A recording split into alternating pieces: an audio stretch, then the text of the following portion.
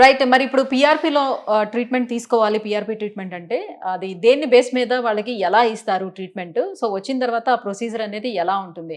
So, హ్మ్. PRP అనేది ఆహ్, ఎంత దాంట్లో సక్సెస్ రేట్ ఎంత వరకు ఉంది? సో, వాళ్ళొచ్చిన తర్వాత మనం వాళ్ళకి చూస్తామండి. ఇప్పుడు మామూలుగా గుడ్డిగా ఇవ్వకుండా ఏ పీఆర్‌పీ అయినా ఫస్ట్ వాళ్ళకి ఒక స్కాన్‌లో మనం మొత్తం అసెస్ చేయడం జరుగుతుంది. అంటే ఎన్ని కండరాల్లో ఎంత వాపు ఉంది, ఎంత బ్రేక్ అయింది, ఎంత క్రాక్ అయింది, ఇవన్నీ మన దగ్గర ఒక రియల్ టైమ్ అల్ట్రాసౌండ్ స్కాన్ ఉందండి. అంటే డైనమిక్‌గా వాళ్ళు మోషన్ చేస్తున్నప్పుడు కండరాలనేది బయటకి వస్తాయి.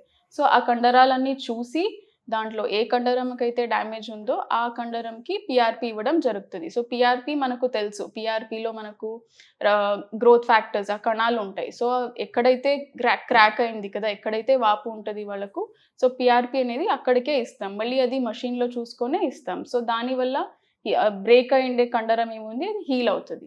సో, దీని హ్మ్. తర్వాత కొన్ని ఎక్సర్‌సైజ్ ఉంటాయండి. సో, మన ఫిజియోథెరపీ టీమ్ ఉంది. సో, వాళ్ళు ఎక్సర్‌సైజ్ చెప్తారు. సో, అది చేసుకోవాల్సొస్తది.